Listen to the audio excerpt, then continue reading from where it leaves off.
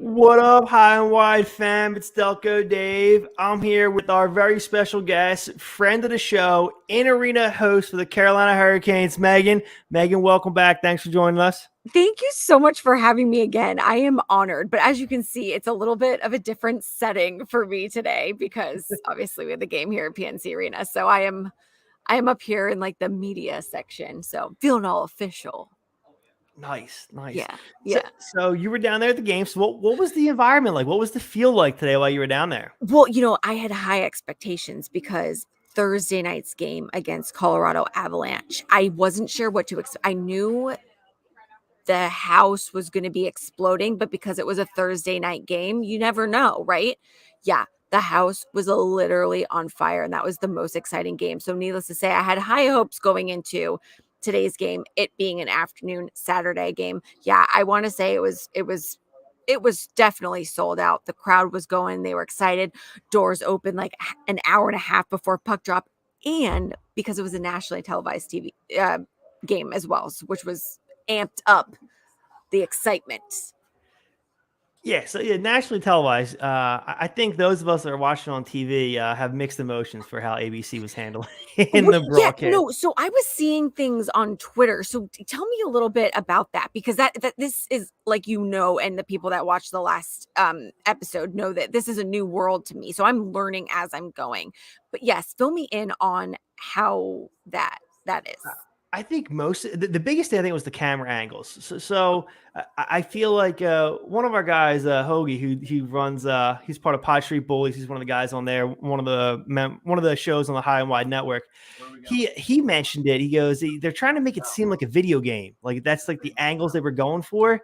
And he's like, man, you just gotta keep it simple sometimes. Like people know what they like. You don't need to reinvent the wheel. Just show a quality angle that's been working for the last 50 years. You don't have to change everything.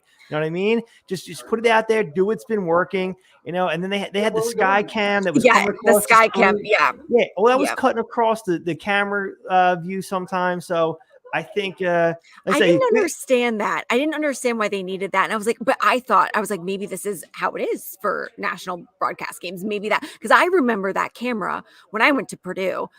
They would have that camera run across the field when it was Purdue versus Ohio State, and it was, a national game. And I had to worry about my baton hitting the camera because I twirled. So it brought back a lot of painful memories for me, needless to say. So I can understand. But yeah, why did they feel like they needed to do that and just not use what we already have? Well, I think it's a new network. The new contract kicked in. And that camera, the sky camera, is the thing that they've been using for probably a decade or so now. Right. For football. Like football, they've been using it for years and years now. And I'm sure, with ABC, ESPN, the Disney company, basically, they've had Monday Night Football for, I don't know, 4 decades now, a long time.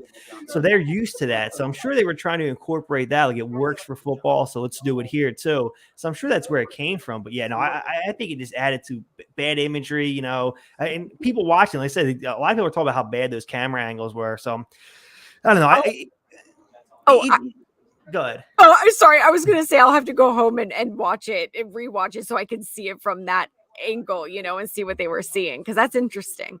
Yeah, I mean, it's the first season they have it. They have the contract now, so I'm sure it's going to take them a little bit of time to to work out the kinks. They have new plans, want to make things better and whatnot. So it is what it is. Everybody's still going to watch hockey. It's not going to turn people off. The people that are watching this game are going to keep watching the game regardless. We went through 2 lockouts, 3 different contracts. Like it doesn't matter what it is. People that are going to watch the game are going to watch the game. My mom was so cute. So my parents don't normally get to watch the Canes games because they're in New England and on Valley Sports, which they don't get there. But because it was on ABC, they were watching it. My mom texted me. She's like, "Honey, I see you. You're behind the glass." I'm like, "No, Mom, I am not that close. Like, I wish I was that cool, but I said that is another blonde. That is not me." She's like, "I saw you on TV. Are you wearing black?" I'm like, "No, Mom, I'm in red, and I am so far away from the glass. It's not even funny." Well, yeah. We were messaging before the game, and I actually was thinking the same thing because you were asking me for some stats, and I'm giving you these stats. And yes. I'm like, is she about to pop up on this TV and start quoting some of the stuff that I just gave to her? Like that's what I was like, where? Well, I do one of our pre-show, one of the parts of our pre-show is our goalie matchup. So usually I, just throw in some stats for our opposing person to goal. So that's why I was asking you. I was like, wait, can you give me a good stat right now? Gotcha. Yeah, I was like, okay, yeah. I thought you were gonna be up there doing like a report. I'm like, oh, cool. Like, I got to make sure I give her good information. I don't want to get up there and say some random stuff. You're the best, and I definitely appreciate you giving me that information. And technically, it was a report, just not on TV. Just here for the people of PNC Arena. So, but I appreciate it. No, absolutely. And honestly, he stayed true to form. He continued this streak of having like 9 losses in the last 10 games and also allowing 3 or more goals in 9 of his last 10.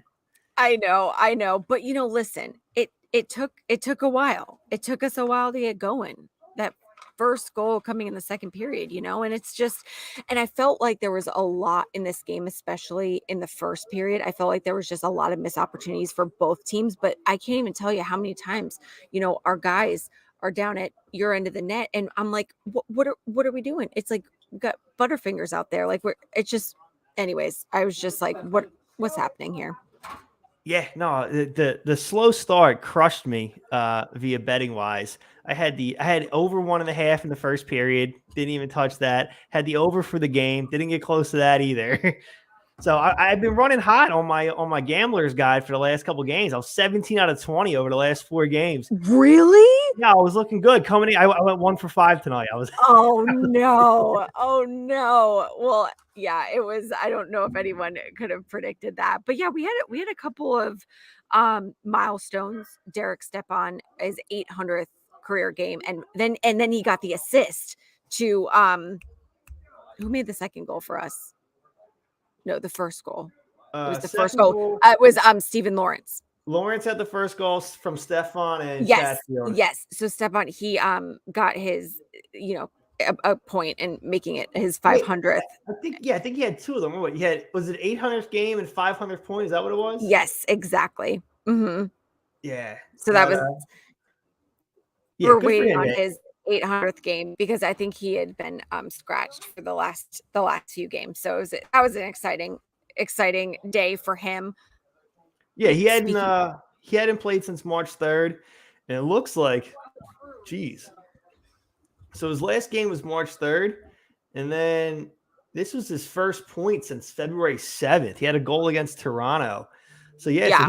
So he's been sitting on $7.99 and $4.99 for a while. Exactly. Yeah. So it was a great boost for him. I'm sure he needed it. And I'm sure that knowing that the 499 was like kind of lingering, he wanted to step it up. Actually, okay, sorry. I'm just so distracted right now because I see them taking down the wire for the dang camera right now. The sky cam that we were talking about? Yeah. The wire's like, boom, boom, boom, and they're like taking it down, whatever they're doing. This is exciting. Like I said, I wish I could flip the camera and show you guys what I'm seeing, but is this your first time doing like a post-game show, like live from the arena, like when you're done? Yeah. Oh yeah. Normally I'm like, where's my pizza? Like I gotta get out of here. I'm hungry. So I haven't really talked about the plans yet for going into the playoffs, but obviously the Flyers aren't going to make the playoffs, right? So I mentioned it to you about, coming on more often during the playoffs. So I don't know exactly how I'm going to do it. If I'm going to do like just like a twice a week thing and have you come on, or if I'm going to like follow one team or 2 teams.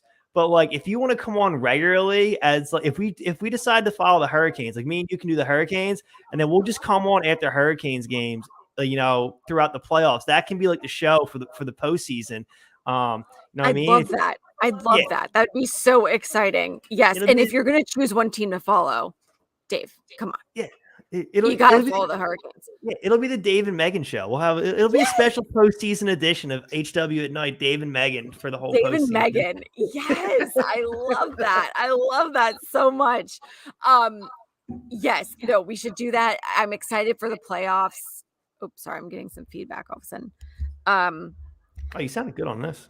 Okay, all right. I was just hearing it in my headphones, but yeah. And this, like I said, this is a whole watching hockey in a whole new different light for me because yes, as a fan, but also coming in here now and just being in it. And see just being amongst the fans and the energy, and you can definitely tell that the season is amping up and people are getting excited. It's almost like the OG fans were always here, but now you're starting to get the sprinkling of fans that are like, "Oh yeah, we're good again this year. Yeah, we got to go to the games." No, I know exactly what you mean. So like growing up, I was like the only hockey like guy in my group of friends. So I'm like watching every game all the time, right?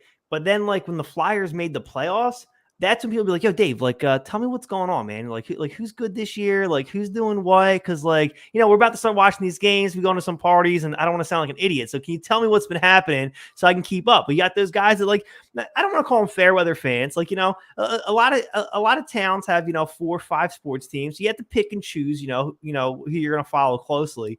But yeah, you got those guys that once the playoffs roll around, or once they know they're good or they're making a run, they start coming on in, and that amps it up. And some people feel some kind of way about that, especially here in Philly. I will say, someone like the diehards definitely have like an issue with like the guys like the bandwagon fans as they call them. Yes. Like, yes. you weren't here in the beginning, you weren't here. Like what do you even know? Like, dude, like fall back, man. Like, come on, like everybody could. There's plenty of room. Jump on the bandwagon, man. Come on, there's plenty of room. Is that the same kind of thing in Carolina?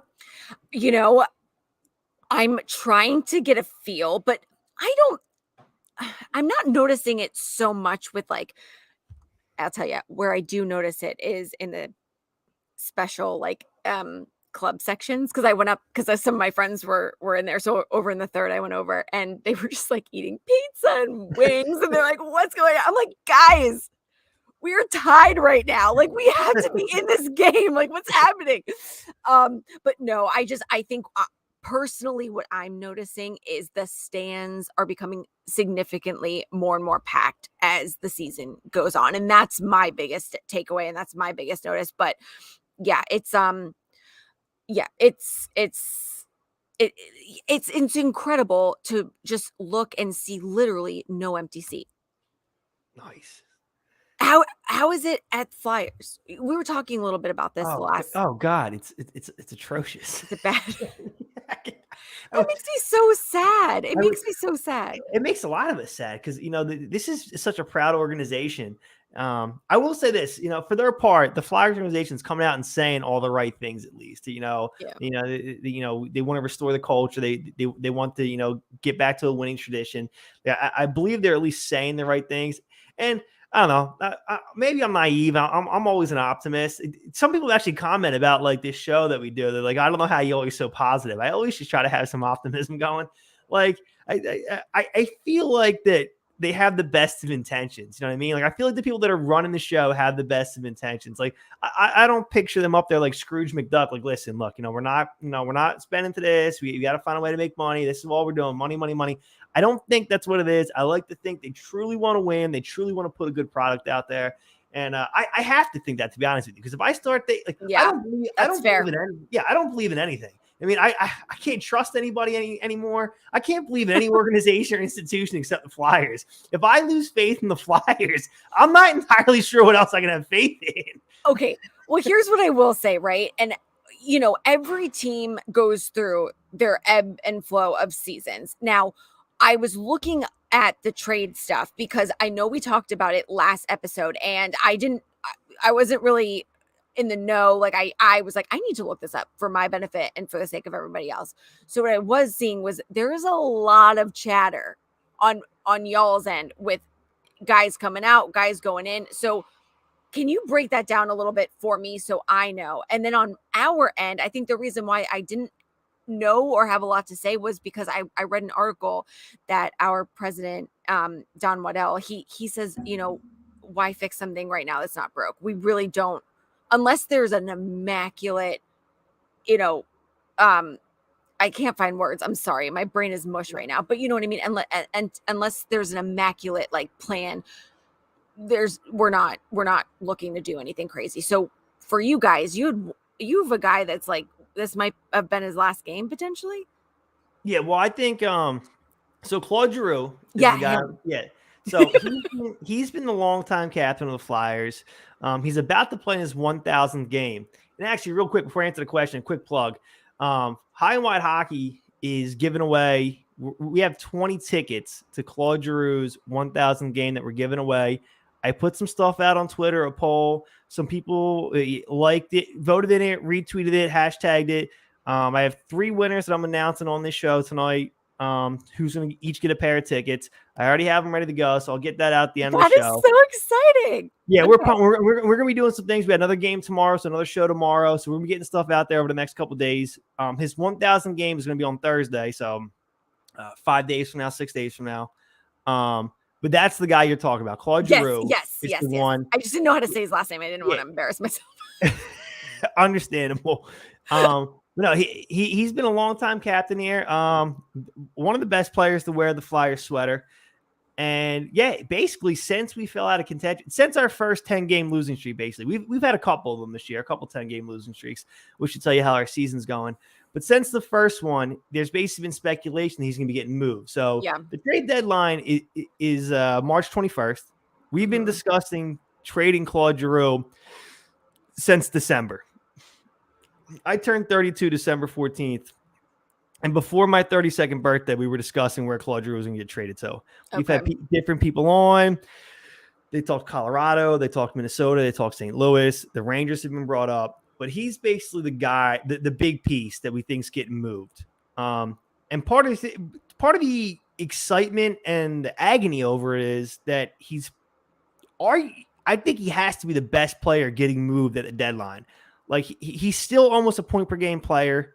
The guy since he's been in the league, he's top 5, I believe, in points produced for active players. Well, there's not a lot of guys ahead of him as far as it goes as points being produced.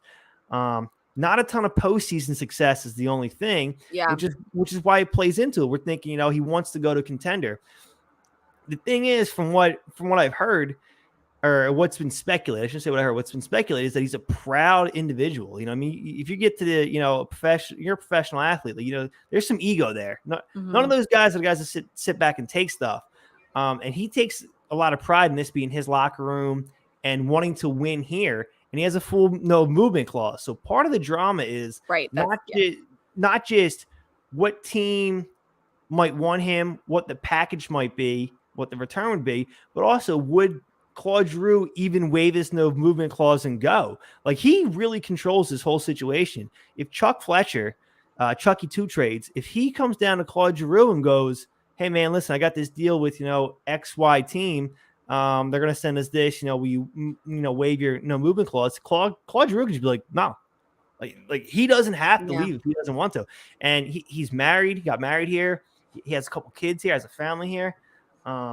Some of the other stuff, particularly with the Giroux thing, is Danny Briere, a Flyers great, was a key part of our run to the Stanley Cup Finals back in 2010, and he ended up leaving the Flyers years later.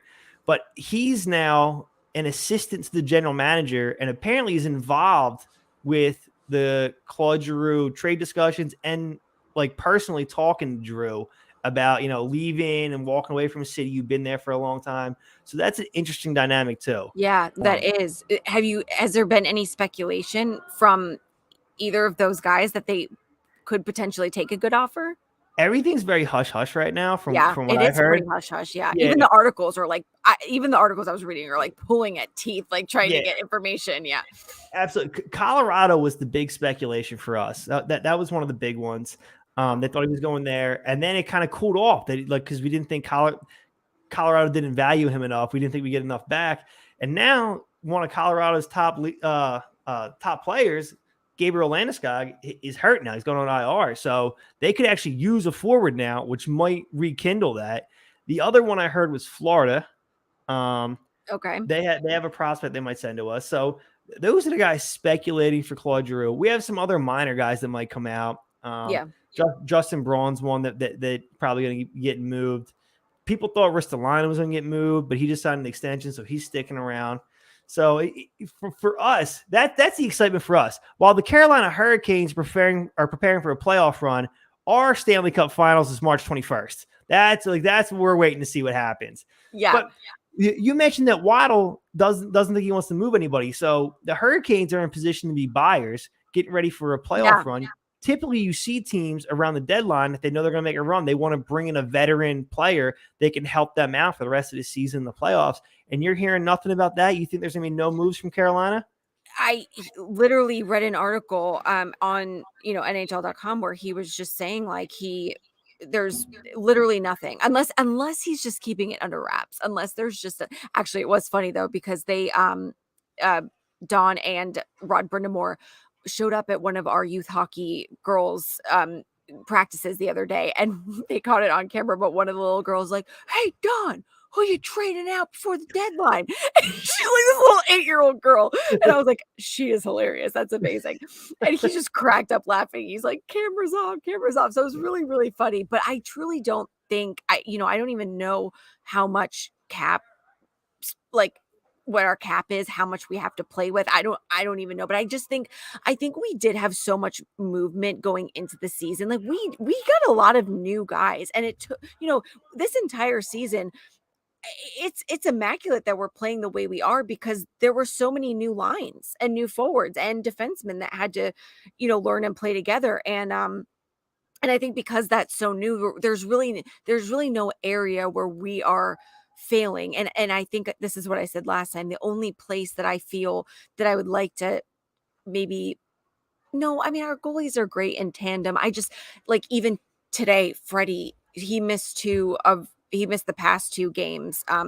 Auntie, he dressed for one of them, but Auntie started the last 3 consecutive games. Freddie was obviously in net tonight, but it just we had Alex Lyon from the Chicago Wolves kind of being recalled and like sent back and then recalled. He was recalled again Thursday morning for Avalanche and then he was just sent back. So I get stressed out, I guess, during playoff season because I'm like, oh my God, if like Auntie or Freddie, like one of them is, you know what I mean? It would just be nice to just have like something solid to fall back on. But Well, listen, the fact that you have 2 goalies you can count on is already a luxury.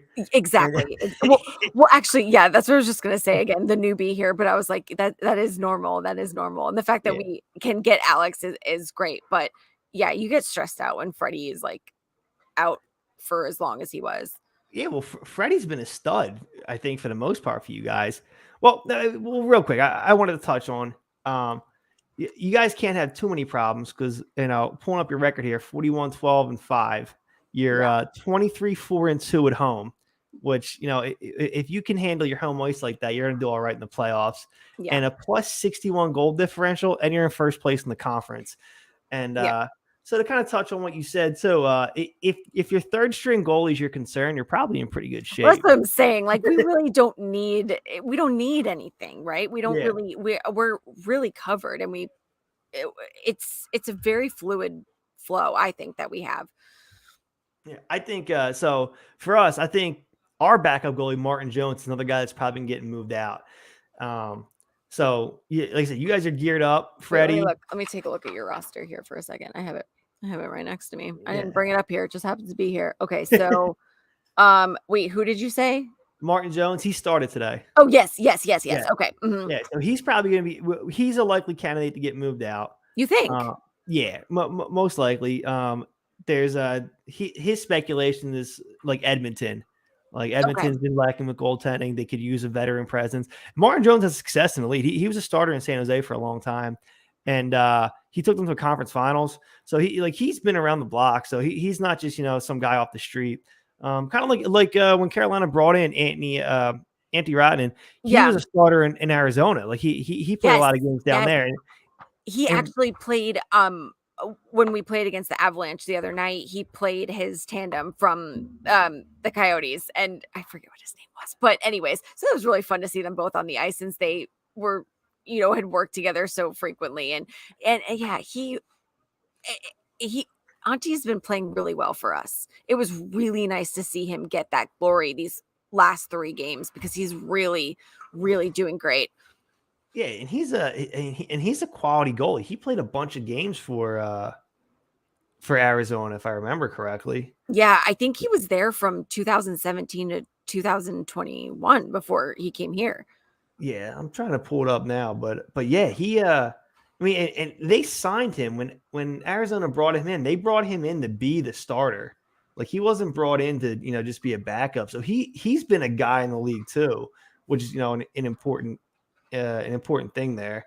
So, and then the third stringer you mentioned is actually a former Flyer. I don't know if you know that, but Wait, Alex? Really? Alex Lyon came up through the Flyers farm system. He was our guy. He played a bunch of games for us before we let him go. He hasn't played. I can't even remember how many games. I don't know if you have the stats up there. Maybe like 2. And Yeah, this was like before December. Yeah, well, I was pulling up anti stuff. So yeah, so when they brought him over, when Arizona brought him in 2017, that season, the 17-18 season, he played 47 games and got picked up 21 wins. So he was there for a long time. His biggest issue was staying healthy. He could just never finish. How old is he? I don't even know how old he is. He's 32, I believe. Okay.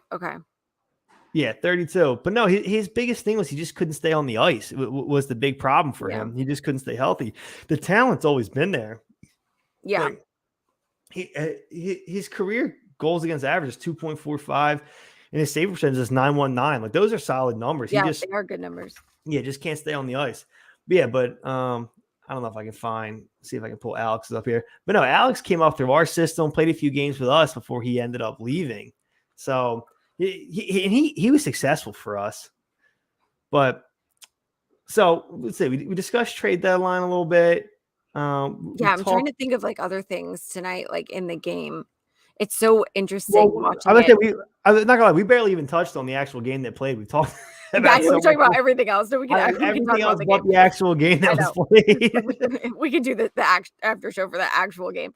Yeah, it's very different, and like I was saying the last time I was on the podcast, we were in your home. So I was able to watch the game and like take notes and do all this stuff. But here I'm watching it completely different because I'm not hearing the commentators. I'm hearing like the earpiece from my producer and he's like calling some things, but then we're talking about like, oh, where's Jacoby going to do the t-shirt toss and like stuff like that. So, you're watching it with a different set of eyes and like more intently. So you don't miss anything. Right. And so, and it happens so fast that you're like, wait, who got that assist? And, it's just, it takes you longer to get the information, I guess. No, absolutely 100%. Actually, yeah, I'm glad you mentioned that. So actually kind of walk us through that. What's that like being an in-arena host, dealing with the producer and like kind of like the show that it is in the arena? I definitely don't know about that. I'm sure other people would be interested to hear about that. Yeah. So, I took it off, but yeah, so I wear an earpiece and it is very interesting because when you're doing your show, they will toss to graphics and toss to packages and everything. And they're saying that in your ear because they have to let other people know in the control room, when to click buttons. So you're going to be talking and I'm talking about stats and numbers and things that I really have to focus on. And then, yeah, they're like talking in your ear. So you have to pretend like you don't hear that and you just have to keep going. But luckily for me, it was the same with Monster Jam when I did in-arena hosting for so I was able to kind of get through that. That doesn't throw me too much. But I get the luxury of only going on camera during pregame and both intermissions. So during the actual game, I'm taking notes because I know that during my first and second intermission, I have to go over like our first period stats and all that stuff. So I'm like writing stuff and I'm having a ball doing all that. So when you're on camera, you said pregame and then during the intermissions, are you on camera like like the big arena camera, or like where are you being broadcasted at when you go on camera for your report? Just on the Jumbotron. So yeah. But it's like a show. Like when I do my pre-show, so absolutely. I open and I talk about our previous game recap, and then I go into who we're playing that night, and then we talk about player to watch. We do our goalie, our head-to-head goalie graphic matchup, which is where I asked you for some stats. I was like, hey, by the way, while we're DMing, can you give me a stat? So thank you for that. Yeah, and then and then I close it out, and then for intermissions, usually it's if we have like an interview, not with a player, but if we have somebody like today, we had Alyssa Gallardi. There we go. Alyssa Gallardi. She was she's our girls and women's youth hockey she does run that organization. So she was great. And because we're focusing on gender equality, it was like gender equality night. We interviewed her. So I'll do that. And then we usually toss it over to an interview with Bally Sports because Abby Labar, our correspondent, will interview one of the players. So we roll that. And then I'll talk about our first period stats. And then the second intermission, I'm just giving you the full rundown. And then the second intermission, I actually interview our Canes reporter, Walt Ruff, who's actually from Philly. And I don't even know if he's like an OG Philly fan. I haven't even asked him that. I'll need to ask him. But I interview him and he's very good. Like he will take stats and he will just, oh my gosh, I just listen to him and my brain just goes foggy. I'm like, that is amazing. Like, how do you do all that? I don't even know. So I interview him, which is fantastic. And then, and then I'm pretty much done. But yeah, I'm trying to, I wish I saved my note cards because I'm like, what did I even say? It's all just like, it goes in one and I say it and then I forget what I say. But what were some highlights for you of the night from this game? Well, first of all, I actually I can relate to what you're talking about because like when I try to do this show, like I'm totally still learning how to run this. So yeah, like when I'm done and when the show wraps up and I like get off here, I'm like, oh, dude, I don't even remember what happened. Like I know we just talked for like 50 minutes. And I have no clue what I just talked about.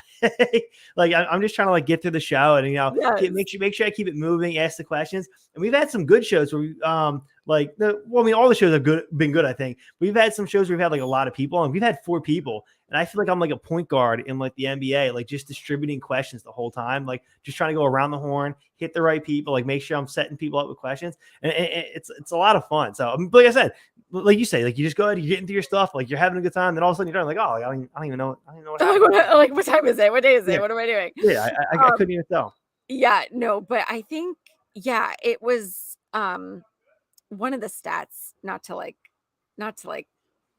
bring up a bad topic of conversation, but one of the stats I had to say was that you guys are in the bottom 5 in the NHL for your penalty kills and your power plays. And the Hurricanes have the highest penalty kill percentage in the NHL.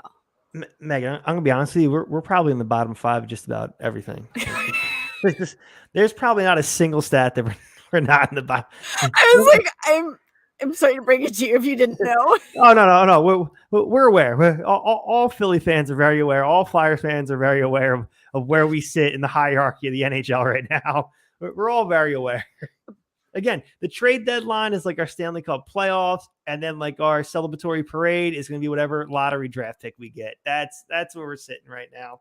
I understand, and that is it's exciting though. It's exciting to see who can come in and like kind of switch things up, and Oh, yeah. That's my favorite thing. There's a lot of rebuild people out there that just want to burn the whole thing down and rebuild. And it's because rebuilds sell hope. It's and hope's not like an actual concrete thing. You know what I mean? It's not something you can actually hold in your hands, which is what's so great about hope. It's why people buy into it. When you sell people hope, it's just their imagination. They can just imagine what's going to happen. You know what I mean? This player's going to turn the franchise around. Or if we just get all these draft picks, we'll turn the franchise around. Or if we just do this. And when you're selling hope, you can sell it to anybody. exactly. Right? You never know. You never know that magical recipe, that magical forward line that's just gonna get it every time. Yeah, exactly. You know what I mean? And that's what we're selling right now. The organization's just hoping to get us to buy into the hope. So, I mean, I mentioned earlier that I think they're saying the right things. They're doing the right thing. So that's fine. But to get back to your original question you asked me a few minutes ago, what's a stat that stood out to me? Derek Brassard got his 200th career goal, I believe, tonight. Oh, okay. Yeah, so that's probably one of the positives. And this is a guy that played on, man, I want to say like 5 teams: Columbus, Rangers, Ottawa, Pittsburgh, Florida, Colorado, 7 teams. So across 7 teams, he managed to get 200 goals. So that's a pretty cool stat. That's one of the positive things that sticks out. That's all the things you really, can hang our hat on. It's just these individual performances. You're happy to see a guy like that do it. And who knows, he might be another guy that might be getting moved out. He could end up on any other roster. He's obviously good at getting reacquainted to different teams. 1, 2, 3, 4, 5, 6 teams in the last 6 years. So, The thing for us, and this has been really interesting when I've been reading our post-game notes, is that we bring it with goals in the third, and we also prevent the most goals in the third. And I don't know what it is for the Hurricanes about the third period, but I love it because it's, what was the stat I read? We're over 50% of our games where we have scored the most goals in the third period. Yeah, that's I like to think that's just called being a good team and closing out games. That's like if you're It's called being stressed, and why don't we just do it in the first dang period? That way we can all relax for the rest of the game. I guess that's one way to look at it.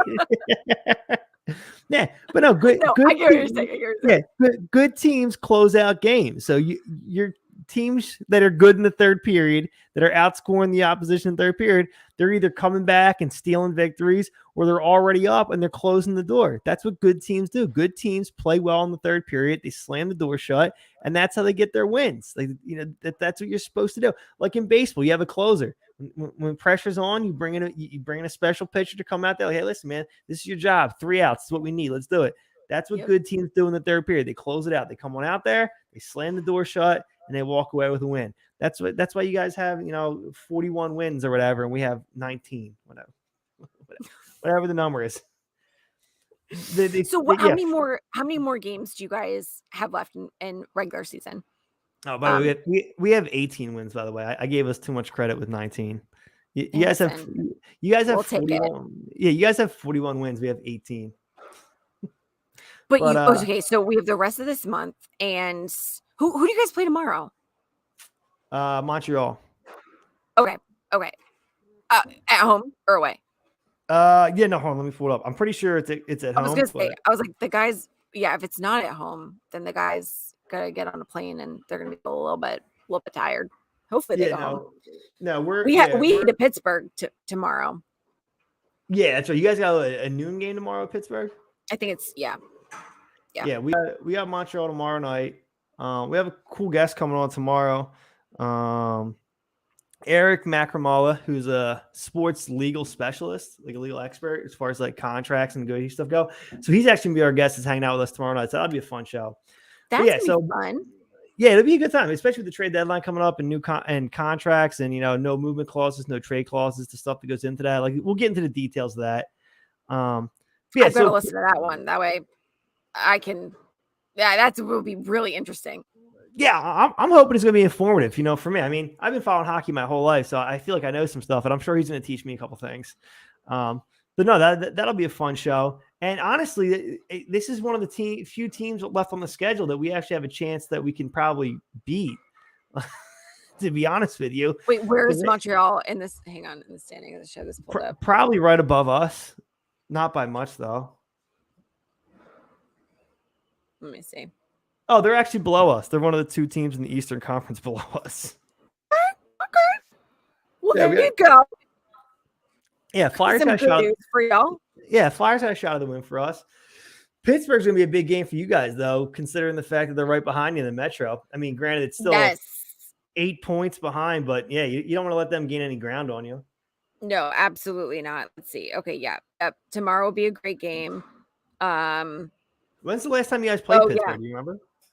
Like recently. It was literally either the game before the last time we played the Flyers on y'all on the 21st, or right after. It was like back to back because they went right from Pittsburgh to Philly or Philly to Pittsburgh. I can't remember, but it was only a few weeks ago. Okay. You guys win that one? That is a great question. Hang on. Yeah, I need to get better. No, that's okay. I'm asking I need to get better at my apps. No, do the hardcore questions because I need to get better at these. I'm just trying to find my app amongst all my other apps because I moved it into a folder. Okay, here we go. So you guys beat them 4-3. In fact, you guys beat both Pennsylvania teams back to back. Pittsburgh 4-3, and then Philadelphia 4-3. 2 days in a row. So you guys went ahead and took the whole state of Pennsylvania down.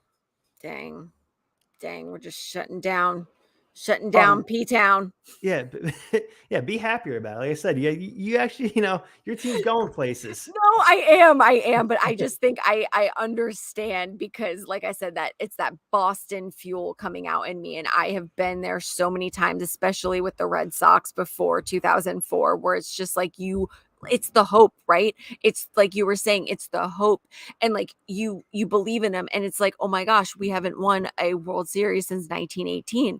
Is this going to be the year? I get it. So I get it. It's more empathy than it is anything else. Yeah, actually speaking of the Boston thing, you're what Boston Blondes, that was your podcast, right? Yeah, so we kind of had to put a pin in it for a second because Haley got really busy on her end with work, but I'm kind of schmoozing with some other I don't know. We'll see. We'll see. I'm not closing the door on it. We'll see if maybe another door opens, but it's just hard. I can't call it the Boston Blonde. Like, Yeah. Well, because I looked it up and tried to find Haley was going to add her and stuff like that, like follow her and things. But like yeah, I found it on Spotify, but I didn't find her anywhere else. But she isn't like she doesn't post that much on social media, but when she does, it like she pops off, which is amazing. But then like she won't post. She's just the poor girl is so busy, and I just bless her soul. But we'll pick it back up some way or another. But and especially I think we were like, oh my gosh, football season is over now, so we were kind of like dragging our feet on what to talk about, and she doesn't know hockey that yeah. well, so we'll figure it out. We'll figure it out. But yeah, it's now we're just kind of I'm just doing my full-time job, and then we're doing here, we're getting ready for this, and I just got announced as the new in-arena host for Carolina Courage, which is our women's soccer team out here. Congratulations. Thank you. Again, know nothing about soccer, but you know what? We're gonna fake it till we make it. That's basically what I do all day, every day. That's pretty much how society operates these days. Anyway, nobody knows what they're doing anymore. They're just they hoping they can pull it off. They were super sweet. When I saw that they were like, I'm like, this is perfect because it's during the off season of hockey. And I was like, oh, this will keep me sharp. This will keep me in front of an audience. This will be good. But I think it's just more entertaining the crowd versus being in the stats like I am here, which is fantastic. But I don't think it's going to be anything too crazy. Yeah, well, I mean that's why I changed this show from a post game show to HW at night because this show just turns into a conversation all the time anyway. So I didn't want people to keep tuning in thinking they're just gonna get a recap of the game, and all it turns into is a bunch of people just talking. Hey, listen, whatever you want it to be is what we'll have it be. It's fine. But yeah, no, it's great. It's always great chatting with you. Oh yeah, it's great having you. We had Stephanie Hicks on from the Philly Sports Network a couple shows ago. And one of my favorite moments of the show was I got her brother came home from college and she didn't expect him to be there, stopping at her apartment or whatnot. So we're in the middle of the show. You just see her what what? I was like, oh, I'm like this. I'm like, I feel like I'm almost in an episode of Criminal Minds. I'm like, what's about to happen over there on that camera? Do I need to call 911? Like, yeah. What's happening? What's happening? Oh my gosh, no. So funny. Yeah, that's hilarious. There's just some great moments like that. Or Jim's when he's doing it live from the game, all of a sudden you just see him turn his head what are you talking about? What? Well, I was actually thinking about that too. I was there were so many people behind me, but I put my headphones on because I was like, there's no way I'm going to be able to hear you with everything going on. But I don't think anyone's in the office over there. I would have pulled a couple people over to say hi, but next time, yeah, they were just like, what is Meghan doing right now? Yeah, a little cameo next time. Yes, we'll get people. Yeah. We'll get more people next time. All right. Yeah, well, let's see. Sure. We're hitting up on the 45-minute mark. Let me pull up the winners for the tickets tonight real quick. Yes, I'm so excited. Here's the thing that makes me nervous about this. I have to pronounce these names correctly. Oh, hey, man. Listen, if we can pronounce hockey names, we're good. All right. So winner number 1, Nick Ruger at Ruger Nick. If you're listening, man, hopefully I followed you back and then you can shoot me a DM. If not, I got you after the show. I'll hit you up, get your info so we can get you the tickets. Next one, we got Jeff Mendelson. You're doing great with these names. At yes. Ross Cannon. Yo, if I mess any of these up, I'm so sorry, guys. And then let's see, we got the last one will be Jeremy at Jeremy 8998. I'll hit you guys up. If I didn't already follow you back, and you can DM me. If not, I'll follow you guys back after the show. Hit you up, get your info. Make sure we get the tickets to you. 2 each. So a pair of tickets for all three is. We'll have more stuff going on across the High and Wide network. Get these tickets to everybody before Claude Giroux's 1,000th game. That's awesome. That's so yeah, cool. What a great giveaway. Yeah, it's awesome. A good time. We did a poll today. A lot of people participated. Had some great comments. It was good stuff. So, we'll keep pushing that. Megan, I'm gonna give the floor to you here. All right. So the floor is yours. Take your time. Anything you want to promote, hype up, talk about yourself, personal anecdotes, anything you want to say.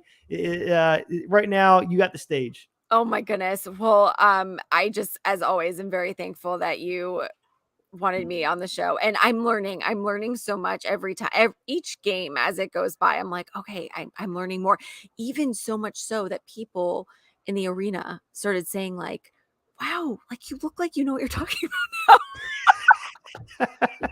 I'm like, wow, I wasn't really mad at the start of the season. And people are like, yeah, you're getting it. I'm like, well, thank you. You got season ticket holders coming up to you like, hey, listen, like, we're 58 games in. You're doing great now. You're doing great. They're seeing the progression. So we're going up and not down, which I guess is a good thing. But no, I'm thrilled to be here. I love this organization. It's so great to be a part of it. And in terms of my own projects, we put a pin in Boston Blonde, so I will keep you guys posted on what's next for me. But yeah, aside from Carolina Courage and soccer and doing all that, then just follow me on Instagram and Facebook if you guys want to. But yeah, my handle is right there at It's Megan Ryan. My last name is Lamontagne. Ryan is my middle name, but Lamontagne is very long. So that's why we have Ryan there. Anyways, I'm blabbing. What is happening? I need food. No. So Lamontagne, Yes, did I say it right? Yes, you did. All right. Next time, so you gave me a pass the first 2 times and then told me not to even try it. The next time I want to introduce you correctly, Meghan Lamontagne. That's perfect. Right, that's perfection. Yes, you got it. Right. Perfect. So for the Dave and Megan playoff show, I'm going to make sure that I get so excited. No, it's going to be so great. I'm pumped. Yeah, we'll cross promote that. We'll try to bring guests on together too. It'll be me and you. We'll get some guests on there. We'll do a cross promotion there. Yes, it's going to be awesome. We'll do that. All right. So for Meghan Lamontagne, I am Delco Dave. High and Wide fam. Thanks for hanging out with us. We had a blast. Everybody that I said that won, I'll hit you up in the DMs. Make sure I get your info. We'll get the tickets to you. Everybody have a good night.